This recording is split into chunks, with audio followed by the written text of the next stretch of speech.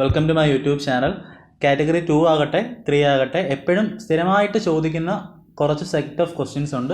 ഒന്ന് defence mechanism, രണ്ട് intelligence theories, ആരൊക്കെയാണത് കൊണ്ടുവന്നത്, ഏതൊക്കെ തിയറി ആരുടെയൊക്കെയാണ്, അതേപോലെ തന്നെ IQ, EQ, SQ ഇവ എങ്ങനെ കണ്ടെത്താം, ഇതാരാണ് കോയിൻ ചെയ്തത്, പിന്നെ അതേപോലെ തന്നെ വരുന്ന മറ്റൊരു ടോപ്പിക്കാണ് പിയാഷെയുടെ തിയറി. പിയാഷെയുടെ തിയറിന് ഇഷ്ടംപോലെ ക്വസ്റ്റ്യൻസ് നോർമലി ചോദിക്കാറുണ്ട്.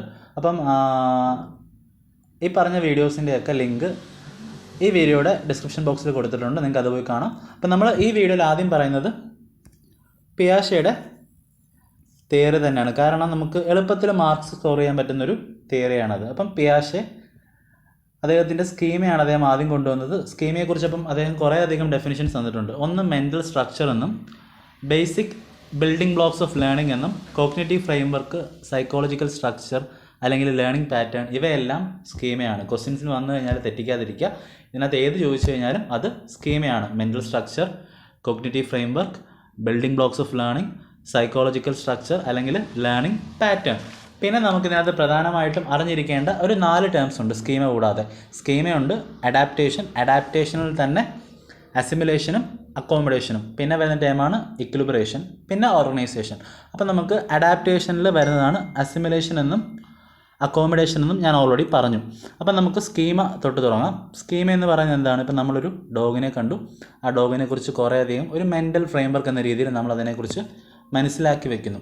ഇനി ഇതിലേക്ക് ഡോഗിൻ്റെ തന്നെ കൂടുതൽ ഫീച്ചേഴ്സ് ആഡ് ചെയ്യുകയാണെങ്കിൽ അതിനെ വിളിക്കുന്ന പേരാണ് അസിമുലേഷൻ. ഓൾറെഡി എക്സിസ്റ്റിംഗ് ആയിട്ടുള്ള സ്കീമയിലേക്ക് സിമിലർ ആയിട്ടുള്ള പുതിയ നോളജ് ആഡ് ചെയ്യുകയാണെങ്കിൽ അവിടെ നമുക്കൊരു സംശയം ഉണ്ടാകുന്നില്ല. ഒരു പട്ടിയെ കണ്ടു, അതിൻ്റെ കുറേയധികം ഫീച്ചേഴ്സ് നമ്മൾ ശ്രദ്ധിച്ചു, മറ്റ് നായ്ക്കളെ കണ്ടു, നമ്മൾ വീണ്ടും നായ കുരയ്ക്കുന്നത് കണ്ടു, ഇങ്ങനെ ഓരോ ഫീച്ചേഴ്സ് ആഡ് ചെയ്തുകൊണ്ടിരിക്കുകയാണ്. ഇത് അസിമുലേഷനാണ്. പക്ഷേ അക്കോമഡേഷൻ എന്ന് പറയുന്നത് നിങ്ങൾക്ക് ഓൾറെഡി ഡോഗിൻ്റെ സ്കീമ അറിയാം. അപ്പം നിങ്ങളൊരു ക്യാറ്റിനെ കണ്ടു, അപ്പം നിങ്ങൾ ആദ്യം ഡോഗാന്ന് തെറ്റിദ്ധരിച്ചു, പക്ഷേ ഡോഗല്ലെന്ന് പിന്നെ മനസ്സിലായി. അപ്പോൾ ഇവിടെ ഒരു നമ്മുടെ ഓൾറെഡി എക്സിസ്റ്റിംഗ് ആയിട്ടുള്ള സ്കീമ നമുക്ക് മാറ്റേണ്ടി വരുന്നു. ആ സ്കീമയിലേക്ക് ആ ഇൻഫർമേഷൻ ആഡ് ചെയ്യാൻ പറ്റാത്തത് മാറ്റേണ്ടി വരുന്നു. അപ്പം അതിനെ വിളിക്കുന്ന പേരാണ് അക്കോമഡേഷൻ. അപ്പം ഈ cognitive balancing of new information and old knowledge, ഇതിനെ വിളിക്കുന്ന പേരാണ് ഇക്വിലിബ്രേഷൻ. അപ്പം ഇക്വിലിബ്രേഷൻ സാധ്യമായില്ലെങ്കിൽ അവിടെ ഡിസിക്വിലിബ്രിയം ഉണ്ടാവും. അപ്പം ഇത്രയും കാര്യങ്ങളാണ് പ്രധാനമായിട്ടും നമുക്ക് പിയാഷെയുടെ തിയറി ഓഫ് ലേണിംഗിൽ ആദ്യമായിട്ട് പഠിക്കാനുള്ളത്. പിന്നെ നമുക്ക് സ്റ്റേജസ് ഉണ്ട്. നമുക്ക് 4 സ്റ്റേജസ് ആണുള്ളത്. നമുക്ക് ഡീറ്റെയിൽഡ് ആയിട്ട് വേണ്ട, ഓരോ സ്റ്റേജസിൻ്റെ പ്രത്യേകത എന്താണെന്ന് മാത്രം മതി. അപ്പം നമുക്ക് ഒന്നാമത്തെ സ്റ്റേജ് എന്ന് പറയുന്നത് സെൻസറി മോട്ടോർ സ്റ്റേജാണ്.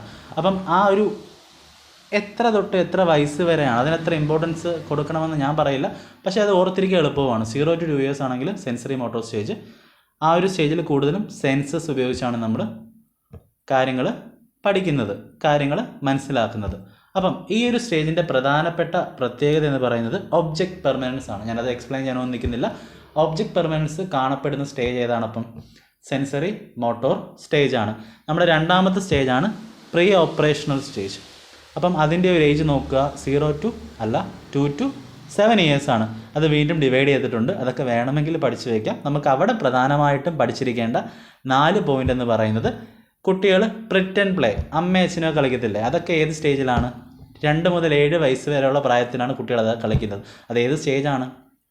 പ്രീ ഓപ്പറേഷണൽ സ്റ്റേജാണ്, ഓർത്തിരിക്കുക. രണ്ടാമതായിട്ട് ആനിമിസം, മൂന്നാമതായിട്ട് ഈഗോ സെൻട്രിസവും, നാലാമതായിട്ട് സെൻട്രേഷനും. ഒരു രീതിയിൽ മാത്രം ചിന്തിക്കുക, അവർ ചിന്തിക്കുന്ന കാര്യങ്ങളാണ് ശരിയെന്ന് വിചാരിക്കുക. അതോടൊപ്പം തന്നെ ഡോളിനൊക്കെ ഇപ്പം നമ്മൾ കുട്ടികളുടെ കളിപ്പാട്ടങ്ങളുണ്ട്, അതിനെയൊക്കെ ജീവനുള്ളവയായിട്ട് കാണുക. ഇതെല്ലാമാണ് ആനിമിസം. അപ്പം ഈ 4 കാര്യങ്ങൾ, pretend play, animism, ego centrism and centration, ഇവ 4ഉം പ്രീ ഓപ്പറേഷണൽ സ്റ്റേജിലാണ് കാണപ്പെടുന്നത്. ഈ ഒരു സ്റ്റേജിൻ്റെ പ്രത്യേകത എന്താ? കുട്ടികൾ കൂടുതലും സിമ്പിൾസ് കാണിക്കുന്നു, സിമ്പിൾസിലൂടെ പഠിക്കുന്നു. അപ്പം സെൻസസ് ആണെങ്കിൽ സെൻസറി മോട്ടോർ സ്റ്റേജ്, സിമ്പിൾസ് വഴിയാണെങ്കിൽ പ്രീ ഓപ്പറേഷണൽ സ്റ്റേജ്. ഇനി നമുക്ക് മൂന്നാമത്തെ സ്റ്റേജാണ് കോൺക്രീറ്റ് ഓപ്പറേഷണൽ.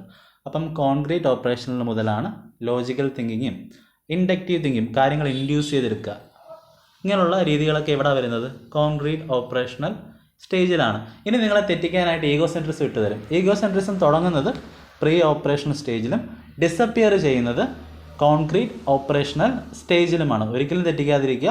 ഇനി നമ്മുടെ അവസാനത്തെ ആയിട്ടുള്ള സ്റ്റേജാണ് ഫോർമൽ ഓപ്പറേഷണൽ സ്റ്റേജ്.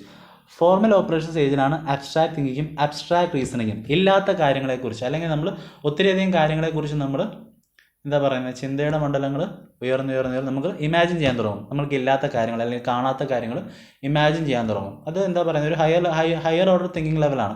അതെല്ലാം വരുന്നത് ഫോർമൽ ഓപ്പറേഷനിലാണ്, ഫോർമൽ ഓപ്പറേഷൻ സ്റ്റേജിലാണ് ഇതെല്ലാം വരുന്നത്. ഓക്കെ, നമുക്കിനി തുടക്കത്തിലേക്ക് പോവാം. ഞാൻ പറഞ്ഞല്ലോ ഇതിപ്പം എന്താ പറയുന്നത്, കുറച്ച് ഇമ്പോർട്ടൻ്റ് ആയിട്ടുള്ള ടോപ്പിക് ആയതുകൊണ്ടാണ് ആദ്യം പിയാഷെയുടെ കാര്യം പറഞ്ഞത്.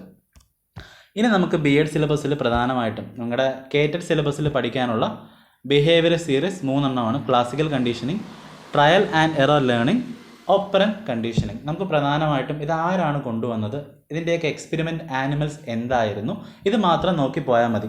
തിയറീസ് നിങ്ങൾക്ക് ഏകദേശം ഒരു ഐഡിയ കാണും. പഠിച്ചുകൊണ്ടിരിക്കുന്ന കുട്ടികളായതുകൊണ്ട് തന്നെ ഏകദേശം ഒരു ഐഡിയ കാണും.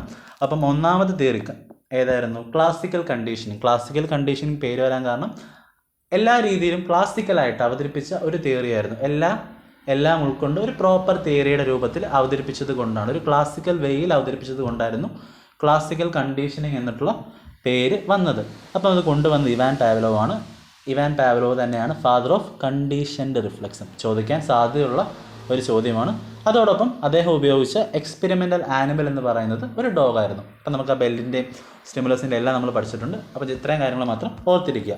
നമ്മുടെ രണ്ടാമത്തെ തിയറി എന്ന് പറയുന്നത് തോണ്ടൈക്കിൻ്റെ ട്രയൽ ആൻഡ് എറർ ലേണിംഗ്. അപ്പം ട്രയൽ ആൻഡ് എറർ ലേണിങ്ങിൽ എക്സ്പെരിമെൻ്റ് ആനിമൽ കാറ്റ് ആയിരുന്നു. ഇതോടൊപ്പം അദ്ദേഹം മറ്റു കുറച്ച് ലോസ് ഓഫ് ലേണിംഗ് കൂടെ പറഞ്ഞിരുന്നു. ഒന്നാമതായിട്ട് law of effect, law of exercise, law of readiness.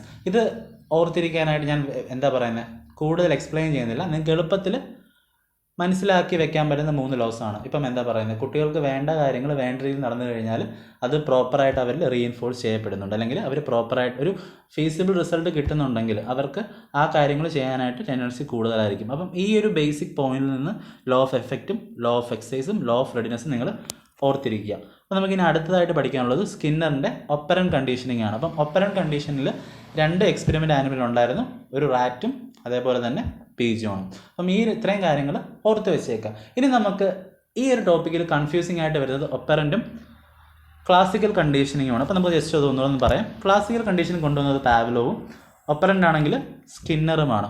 ഇനി സ്റ്റിമുലസിന് പ്രാധാന്യം കൊടുത്തത് കൊണ്ട് തന്നെ എസ് ടൈപ്പ് കണ്ടീഷനിങ് എന്നറിയപ്പെട്ടത് ക്ലാസിക്കൽ കണ്ടീഷനിങ് ആണ്. അതേപോലെ തന്നെ റെസ്പോൺസിന് കൂടുതൽ പ്രാധാന്യം കൊടുത്തത് കൊണ്ട് തന്നെ ഒപ്പറന്റ് കണ്ടീഷനിങ്ങിനെ നമ്മൾ R ടൈപ്പ് അല്ലെങ്കിൽ റെസ്പോൺസ് ടൈപ്പ് കണ്ടീഷനിങ് എന്നും വിളിച്ച് പോരുന്നു. അപ്പം ഇത്രയും കാര്യങ്ങൾ ഓർത്തിരിക്കുക. ഇനി നമുക്ക് അടുത്തതായിട്ട് പഠിക്കാനുള്ളത് ജസ്റ്റാൾട്ട് തിയറീസ് ആണ്. അപ്പം ജസ്റ്റാൾട്ട് സൈക്കോളജിസ്റ്റ് കുറേയധികം പേരുണ്ട്. കൊഹ്ലർ ഉണ്ട്, അവരുടെ എക്സ്പെരിമെൻറ്റ്സ് ഉണ്ട്. കൊഹ്ലറൊക്കെ സുൽത്താൻ എന്ന പേരുള്ള ചിമ്പാൻസിയിലാണ് എക്സ്പെരിമെൻറ്റ്സ് നടത്തിയത്. അപ്പം എന്താ പറയുന്നത്, 2 വടികൾ കൂട്ടിച്ചേർത്തുള്ളതും അല്ലാതെയുള്ള എക്സ്പെരിമെൻറ്റ്സ് എല്ലാം നിങ്ങൾ പഠിച്ചിട്ടുണ്ട്. അപ്പം ജസ്റ്റ് ഒന്ന് നിങ്ങളുടെ ഓർമ്മയിലേക്ക് കൊണ്ടുവരിക അതൊക്കെ. പിന്നെ നമുക്ക് പ്രധാനമായിട്ടുമുള്ളൊരു ടോപ്പിക് എന്ന് പറയുന്നത് ജസ്റ്റാൾട്ട് തിയറീസ് തന്നെ ഇൻസൈറ്റ്ഫുൾ ലേണിംഗ് എന്നുള്ള ആ ഒരു തിയറി കൂടെ ഓർത്തിരിക്കുക. ജസ്റ്റാൾട്ട് എന്നുള്ള വാക്കിൻ്റെ അർത്ഥം ഹോൾ അല്ലെങ്കിൽ ടോട്ടാലിറ്റി എന്നാണ് എന്നുകൂടെ ഓർത്ത് വയ്ക്കുക. അപ്പം ഇത്രയും കാര്യങ്ങളൊക്കെയാണ് നമുക്ക് ജസ്റ്റാൾട്ട് തിയറീസുമായിട്ട് ബന്ധപ്പെട്ട് പഠിക്കാനുള്ളത്. നമുക്കിനി ഒരു അഡീഷണൽ പോയിന്റ് കൂടെ ഉണ്ട്. ജസ്റ്റാൾട്ട്സ് ലോസ് ഓഫ് ലേണിംഗ് ഉണ്ട്. അപ്പം ലോ ഓഫ് സിമിലാരിറ്റി ഉണ്ട്. സിമിലാരിറ്റി കൊണ്ട് എന്താ അർത്ഥമാക്കുന്നത്, ഇപ്പം നമ്മൾ കുറേയധികം സർക്കിൾസ്, അതായത് 2 സൈസിലുള്ള സർക്കിൾസ് ഉണ്ട്. അപ്പം നമ്മളിവ എങ്ങനെയായിരിക്കും കാണപ്പെടുന്നത്,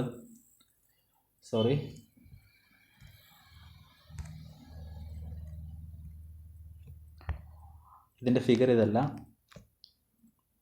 ഓക്കെ, ജസ്റ്റാൾട്ട് ലോസ് ഓഫ് ലേണിങ്ങിൻ്റെ ഫിഗേഴ്സ് നിങ്ങൾ നെറ്റിൽ നോക്കി പഠിക്കുക. നമുക്ക് പ്രധാനമായിട്ട് ഒരു 5 തിയറീസാണ് പഠിക്കാനുള്ളത്. ഈ 5 ലോസിൻ്റെയും image wise description just search ചെയ്ത് കഴിഞ്ഞാൽ കിട്ടും. എനിക്കടുത്ത് ഈ വീഡിയോയിൽ ആഡ് ചെയ്യാൻ പറ്റത്തില്ല, കോപ്പിറൈറ്റ് ഇഷ്യൂസ് ഉണ്ട്. അപ്പോൾ അതുകൊണ്ട് തന്നെ നിങ്ങൾ അതിൽ നോക്കി പഠിക്കുക. അപ്പോൾ ലോ ഓഫ് സിമിലാരിറ്റി പറയുന്നത് വെച്ച് കഴിഞ്ഞാൽ similar things tend to appear grouped together. ഇപ്പം ഞാനിപ്പോൾ 2 സെറ്റ് ഓഫ് സർക്കിൾസ് ഞാൻ വരച്ചിട്ടുണ്ട്. അപ്പം ഈ 2 സെറ്റ് ഓഫ് സർക്കിൾസ് നമുക്ക് വേണമെങ്കിൽ നമ്മുടെ മെൻ്റൽ സ്ട്രക്ചറിൽ നമ്മൾ എന്ത് ചെയ്യും, നമ്മൾ ഒന്നായിട്ട് അല്ലെങ്കിൽ 2 ട്രയാങ്കിൾസ് ആയിട്ട് നമ്മൾ മനസ്സിലാക്കി എടുക്കും. അതാണ് ജസ്റ്റാൾട്ട് ലോസ് ഓഫ് ലേണിങ്ങിൻ്റെ ഫസ്റ്റ് ലോ ആയിട്ടുള്ള ലോ ഓഫ് സിമിലാരിറ്റി. ഇനി സെക്കൻഡ് ലോ ഉണ്ട്, ലോ ഓഫ് പ്രോക്സിമിറ്റി. അപ്പോൾ ലോ ഓഫ് പ്രോക്സിമിറ്റി പറയുന്നത് വെച്ച് കഴിഞ്ഞാൽ things that are near each other seem to be group together. അടുത്തടുത്തുള്ള 2 വസ്തു, ഇപ്പോൾ 2 ലൈൻസിനെ നമുക്ക് ഒന്നായിട്ട് നമ്മൾ ചിലപ്പം കണക്ക് കൂട്ടും. അടുത്തടുത്തുള്ള 2 ലൈൻസിനെ ചിലപ്പോൾ നമ്മൾ ഒന്നായിട്ട് കണക്ക് കൂട്ടും. അതാണ് ലോ ഓഫ് പ്രോക്സിമിറ്റി. അതേപോലെ തന്നെ ലോ ഓഫ് ക്ലോഷർ. ഇപ്പം നമുക്ക് ഇവിടെ നോക്കുക, സർക്കിൾ എന്താണ്, ക്ലോസ്ഡ് ആണോ അല്ല. പക്ഷെ നമ്മളിത് ഒരു സർക്കിളായിട്ട് നമ്മൾ ചിലപ്പോൾ നമ്മുടെ കോഗ്നിറ്റീവ് സ്ട്രക്ചറിൽ നമ്മൾ ഒറ്റ സർക്കിളായിട്ട് ചിലപ്പോൾ നമ്മൾ മനസ്സിലാക്കി എടുക്കും. അതാണ് ലോ ഓഫ് ക്ലോഷർ. അതേപോലെ തന്നെ ലോ ഓഫ് കണ്ടിന്യൂറ്റി പറയുന്നത് വെച്ച് കഴിഞ്ഞാൽ that points are connected by straightening or curving lines are seen in a way that follows the smoothest path. അപ്പം ഇത് ഓർത്തിരിക്കാനായിട്ട് നമ്മൾ കോൺസെൻട്രിക് സർക്കിൾസ് കണ്ടിട്ടുണ്ടല്ലേ. അപ്പം ഞാനിപ്പോൾ കുറേ അധികം കോൺസെൻട്രിക് സർക്കിൾസ് വരയ്ക്കുമെന്ന് വിചാരിക്കുക. ഇത് അടുത്തടുത്ത് വരയ്ക്കുമെന്ന് നിങ്ങളൊന്ന് വിചാരിച്ചേക്കുക. I am very poor in drawing. അപ്പോൾ ഇത് അടുത്തടുത്ത് വരയ്ക്കുമെന്ന് വിചാരിക്കുക. അപ്പം ഈ കോൺസെൻട്രിക് സർക്കിൾസ് ചിലപ്പം നിങ്ങൾ സ്പൈറലായിട്ട് കാണുവാനായിട്ട് ചാൻസ് ഉണ്ട്. അതായത് നിങ്ങളുടെ കണ്ണിന് ഏറ്റവും സ്മൂത്ത് പാത്തായിട്ട് തോന്നുന്നത് ആയിട്ട് കാണുവാനായിട്ട് ചാൻസ് ഉണ്ട്. ഇതാണ് ലോ ഓഫ് കണ്ടിന്യൂറ്റിയിൽ നമ്മൾ പറയുന്നത്. ഇനി നമുക്ക് അടുത്തായിട്ട് പഠിക്കാനുള്ളത്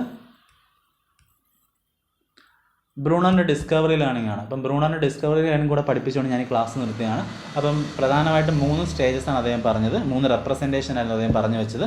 ഒന്നാമതായിട്ട് എനാക്റ്റീവ്, അത് ആക്ഷൻ ബേസ്ഡ് ആണ്. രണ്ടാമതായിട്ട് ഐക്കോണിക്, അത് ഇമേജ് ബേസ്ഡ് ആണ്, ഇമേജ് ആൻഡ് സിമ്പിൾസ്.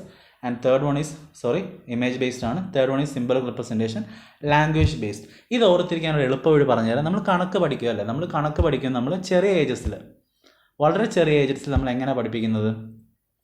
നമ്മൾ ആക്ഷൻ ബേസ്ഡ് ആണ് കുട്ടികളെ കാര്യങ്ങൾ പഠിപ്പിക്കുന്നത്. കുറച്ചുകൂടി വളർന്നു കഴിയുമ്പോഴോ നമ്മൾ ഇമേജ് കാണിച്ച് പഠിപ്പിക്കാനായിട്ട് തുടങ്ങും. അതിപ്പോൾ നമ്മൾ 11+12 അല്ലെങ്കിൽ 11+ അല്ലെങ്കിൽ 3+1+4 ഇങ്ങനെ നമ്മൾ എഴുതി കുട്ടികൾക്കൊരു മെൻ്റൽ ഇമേജ് ക്രിയേറ്റ് ചെയ്ത് കൊടുക്കും. ഇനി നമ്മൾ വീണ്ടും ഹയർ ക്ലാസ്സിലേക്ക് വരുമ്പോഴോ നമ്മൾ കണക്കിൻ്റെ തന്നെ എന്താ പറയുന്നത്, നമ്മൾ നമ്പേഴ്സ് മാറി നമ്പർ സിസ്റ്റത്തിലേക്ക് വരുന്നു, അല്ലെങ്കിൽ കൂടുതൽ കോംപ്ലക്സ് ആയിട്ട് പോകുന്നു. ഈ രീതിയിൽ ഓർത്ത് വയ്ക്കുക. അപ്പോൾ പ്രധാനമായിട്ടും 3 റെപ്രസെൻറ്റേഷൻ ഉണ്ട്. എനാക്റ്റീവ് ആണെങ്കിൽ ആക്ഷൻ ബേസ്ഡ് ആണ്, ഐക്കോണിക് ആണെങ്കിൽ ഇമേജ്, ആ പേരിൽ തന്നെയുണ്ട്, ഐക്കോണിക് ആണെങ്കിൽ ഇമേജ് ബേസ്ഡ് ആണ്, സിംബോളിക് ആണെങ്കിൽ based on symbols, languages and high and complex orders ആണ് സിംബോളിക് റെപ്രസെൻറ്റേഷനിൽ വരുന്നത്. അപ്പം ഇത്രയും കാര്യങ്ങളാണ് നമ്മളിന്ന് ഡിസ്കസ് ചെയ്തത്. അപ്പം എഴുതി തന്നെ പഠിച്ചു പോവുക. നിങ്ങൾ കേട്ടിരുന്ന് കഴിഞ്ഞാൽ എല്ലാം മനസ്സിലായെന്ന് തോന്നും, പക്ഷേ ചെറിയ കൺഫ്യൂഷൻസ് ഉണ്ടാവും. അപ്പം എഴുതി തന്നെ പഠിച്ചു പോവുക. പിന്നെ ഇൻ്റലിജൻസ്, EQ, IQ, SQ ആരാണ് കോയിൻ ചെയ്തത്, അങ്ങനെയുള്ള കാര്യങ്ങളുടെ വീഡിയോ എല്ലാം ഞാൻ എൻ്റെ ചാനലിൽ ഇട്ടിട്ടുണ്ട്. അപ്പം അതിൻ്റെ ലിങ്കാണ് ഞാൻ ആദ്യമായി ഒന്നാമത്തെ ലിങ്കായിട്ട് ഈ വീഡിയോയുടെ താഴെ ഡിസ്ക്രിപ്ഷനിൽ കൊടുത്തിരിക്കുന്നത്. അപ്പം അത് പോയി കാണുക. ബാക്കിയുള്ള ഇഷ്ടംപോലെ യൂട്യൂബ് ചാനൽസ് ഉണ്ട്. ഏതാ നിങ്ങൾക്ക് എളുപ്പമെന്ന് വെച്ച് കഴിഞ്ഞാൽ അതെല്ലാം കാണുക. അപ്പം കേട്ടിട്ട് അങ്ങനെ അധികം ടെൻഷൻ അടിക്കേണ്ട കാര്യമൊന്നുമില്ല. പിന്നെ നെഗറ്റീവ് മാർക്കിംഗ് ഇല്ല. അതുകൊണ്ട് തന്നെ ഉള്ള ക്വസ്റ്റ്യൻസ് എല്ലാം എഴുതുവാനായിട്ട് ശ്രദ്ധിക്കുക. കാറ്റഗറി 2ൻ്റെ കേസിൽ വരുമ്പോഴത്തേക്ക് കോംപ്രിഹെൻഷൻ, ലാംഗ്വേജ് ആയിക്കോട്ടെ, ഇംഗ്ലീഷ് ആയിക്കോട്ടെ, മലയാളം ആയിക്കോട്ടെ, കോംപ്രിഹെൻഷനിൽ മാർക്ക് കളാതിരിക്കാനും ശ്രദ്ധിക്കുക. താങ്ക്സ്.